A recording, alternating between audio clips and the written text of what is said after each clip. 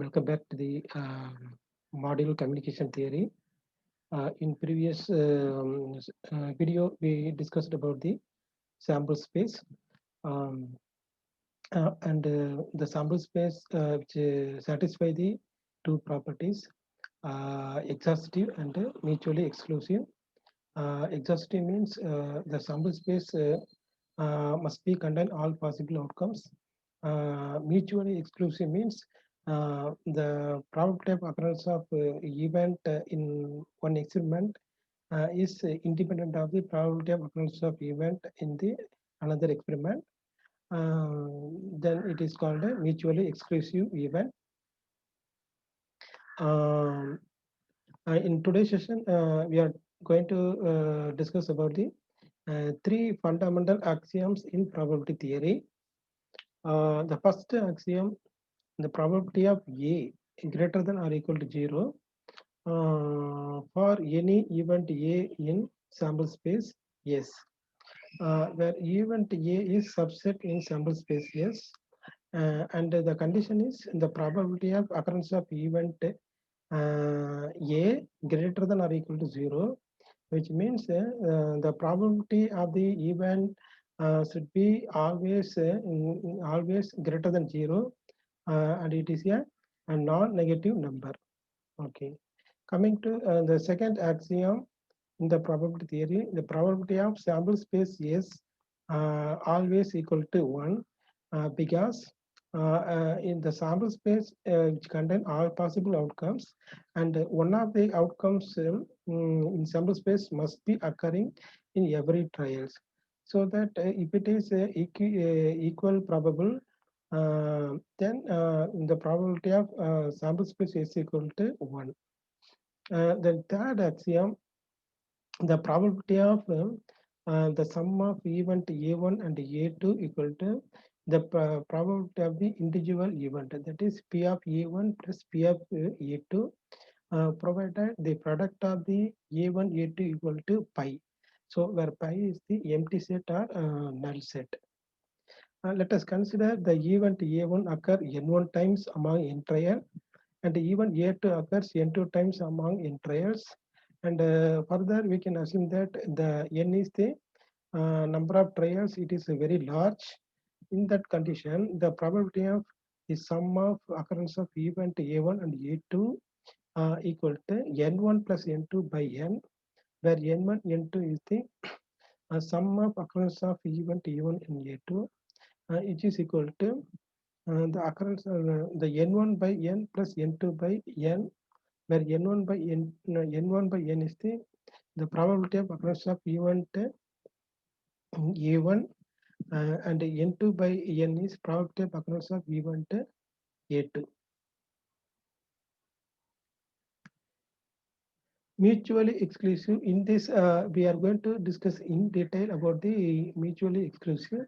Already we know that mutually exclusive means the events are and the occurrence of event in one experiment is independent of occurrence of event in the another experiment.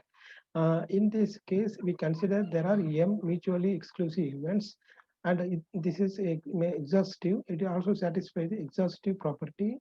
So in sample space which contain all m possible events, then the probability of sum of all m possible mutually exclusive and exhaustive events equal to 1. And here we can assume that the all the events are occurring with the equal probability. So the probability of E1 equal to 1.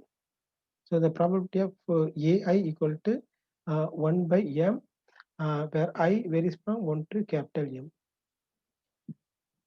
Then the complement of event A means which is denoted by P of AC, where superscript C indicate the complement, which is equal to 1 minus probability of occurrence of event A. By subtracting with 1, we are getting the complement of the event A, probability of event A.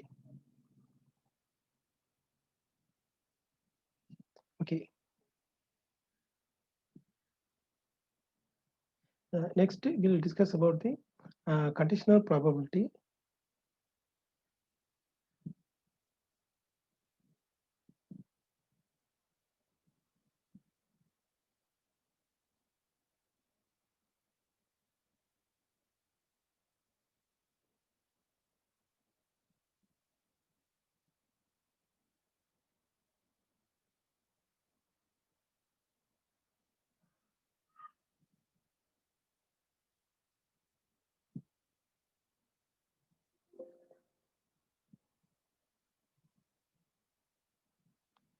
Okay.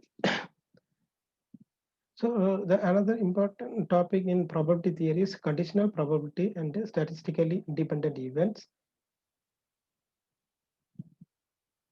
So the conditional probability, for example, we have the two events, event A and event B.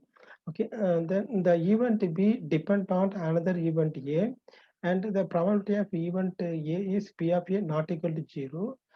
Then we can say that it is a conditional probability. Then the conditional probability will be applied for only the dependent events. Okay, means the occurrence of one event depend on the occurrence of the another event. For example, let us say the occurrence of the rain for tomorrow will depend upon the occurrence of rain today and the occurrence of rain in past few days. Okay, that is the one example, practical example for the conditional probability. And one more example, in wireless communication, there is a transmitter and a receiver.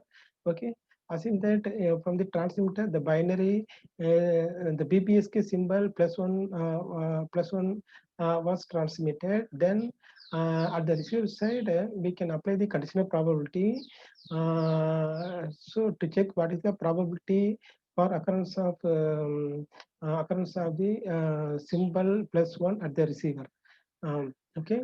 If the transmitter symbol was plus one, then there is a maximum probability for occurrence of symbol plus one at the receiver. So, okay, there are two type of receiver used in the wireless communication. One is map receiver and another one is ML receiver. These two are the major type of receiver using conditional probability to estimate the some parameter like bit error rate and channel estimation and so on. So the conditional probability mathematically we can define by P of B given A asymptotically equal to P of AB by P of A, where the term B by A we can read as the event B given event A. Then P of B given A is the probability of occurrence of event B conditioned by knowledge that A has occurred. Okay. Assume that event A and B are mutually exclusive. So mutually exclusive means there is no common point. Okay. So there is no common point means then the P of AB equal to 0. P of AB equal to 0 because there is no common point between event A and B. So in that case, the condition probability cannot be applied. So the P of B given A equal to 0. But if P of AB not equal to 0, means there is some common point between event A and B, then we can apply the conditional probability. And therefore, P of B given A equal to the probability of occurrence of event AB together divided by probability of occurrence of event A. Okay, and similarly, we can find out what is the probability of occurrence of event A given event B. Okay, and then there is a two relation we are using for the joint probability. Here, the joint probability means we are telling that P of AB. So A is one event, B is another event. If you find out the probability for the two events jointly, then you can call it joint probability, which is equal to P of A given B, P of B, or it will be equal to P of B given A, P of A. So Bayes theorem. So this is Bayes theorem we are frequently using in communication system, especially at the receiver for estimation purpose, to predict the some statistical information. We are using that Bayes theorem. It describes the probability of an event based on the prior knowledge of the condition that might be related to the event. Okay. As we know, the P of B given A equal to the P of AB by P of A. So P of AB is the probability of the common point divided by P of A. And in the P of AB also we can rewritten as P of B into P of A given B. So here, since the event A and B are dependent, we are applying conditional probability. If suppose the event A and B are independent, and then we can rewrite this P of AB is simply the product of P of B and P of B. Okay. But in this case, we assumed that event B and A are independent event. Okay. So that conditional probability mainly used to measure the statistical decision. Okay. Means whether the received bits are +1 or -1 and so on. And it allows the reverse operation. Okay, means for example, if you know the P of okay, if you know the P of B given A, we can able to estimate what is the P of A given B. Or if you know the P of A given B, then we can able to estimate what is P of B given A. So the reverse operation is possible in conditional probability. And now let us consider there are M mutually exclusive and exhaustive events. And now we can find out what is the probability, total probability for event B. Okay, the total probability of the event B is the probability of event B given all possible event A, which means all possible M events, given M events. So this is the derivation how we are getting that Bayes formula. So again, we can take that equation for P of A given B, the P of intersection of A given B by P of B, and by cross multiplying, we are getting that intersection of P of A given B, say equation 1. Similarly, we can take the another equation P of B given A, cross multiply, we are getting that P of B given A. Assume that both equation 1 and 2 are equal, then we can equate the equation 1 and 2, that is P of A given B into P of B equal to P of B given A into P of A. It is intersection of P of A into B. Then from that we can get the Bayes formula, P of A given B equal to P of B given A into P of A divided by P of B. Okay, so next we are going to discuss about the statistically independent events. Okay, we can check the events whether it is a dependent event or independent events by applying some condition. For that, let us consider the two events, say event A and B, and assume that the event A and B are statistically independent. If it is statistically independent, then the conditional probability will become the unconditional probability. Means P of B given A will be equal to P of B, where P of B is unconditional probability, P of B given A is conditional probability. Similarly, we can say P of A given B equal to P of A. Therefore, the P of A, P of A, AB is simply product of P of A into P of B if it is statistically independent. Okay, so the conclusion for statistically independent events, the joint probability of the statistically independent event equal to the product of the individual event probability. Okay, so example, tossing a coin is a statistically independent event.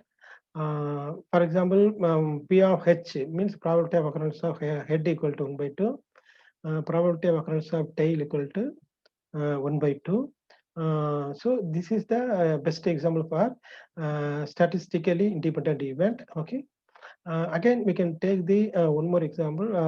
We are tossing a coin 3 times, okay, and we can observe the joint probability. So from the three experiment, we are getting that 8 possible outcomes. Okay, in that, let us consider one outcome, so TTH is a joint event. Then what is the probability of TTH? So P of TTH equal to P of T into P of T into P of H. Means the product of the probability of the individual event. So P of T equal to 1 by 2, again P of T equal to 1 by 2, and the P of H equal to 1 by 2, so which is equal to 1 by 8. So the product of the individual event, probability of individual event. Okay, so this 1 by 8, which is equal to the probability of the joint event. So if you see the sequence of sample points from the three events, three trials, there are 8 possible sample points available in the sample space. So the probability of TTH equal to 1 by 8. So the condition is satisfied. So we can say that it is a statistically independent event. So now we are going to see some example for the dependent event. Okay, we can take the one more event from the tossing a coin 3 times. We know the event A, event B, and event C. So event A, which has the two heads, the occurrence of the two heads. Event B, event B, the second toss is differ. Okay, event C, the first two toss are matching.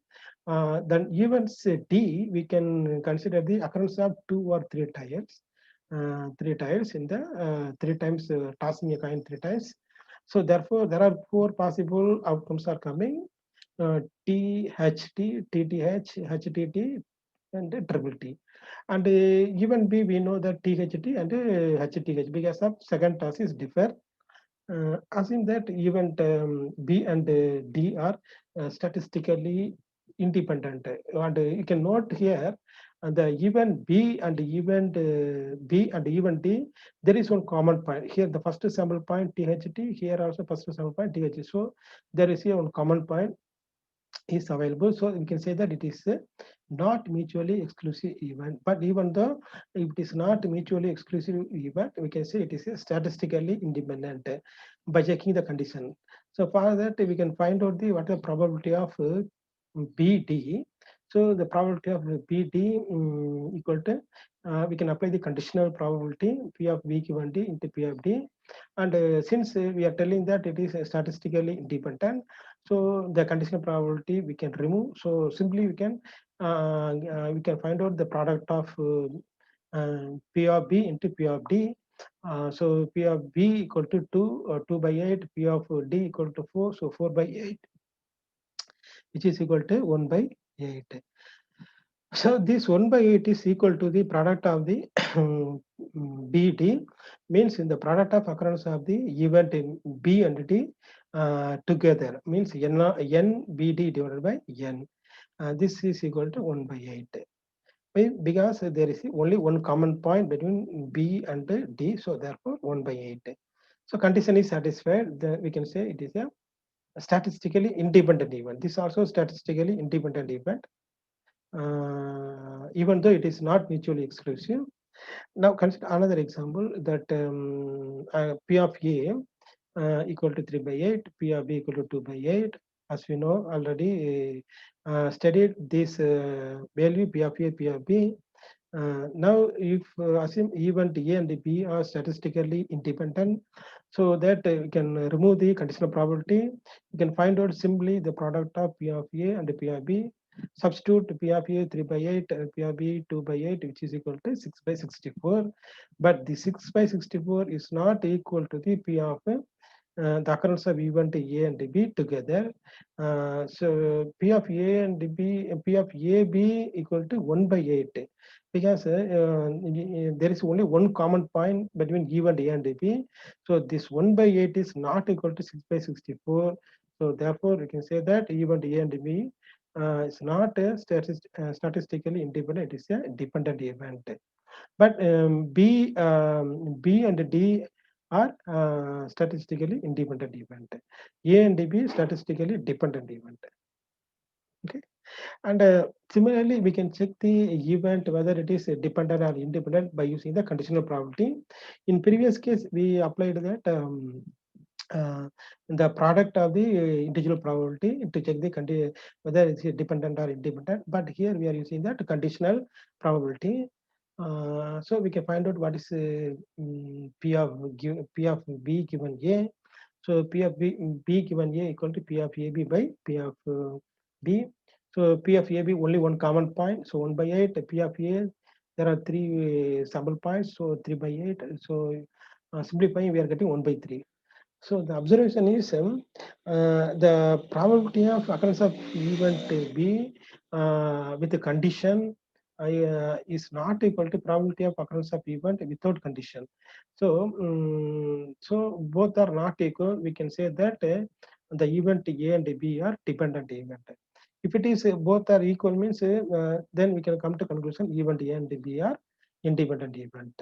Okay. So in that way, by using conditional probability, apply the we can apply the uh, we can check the whether the given events are dependent or independent event.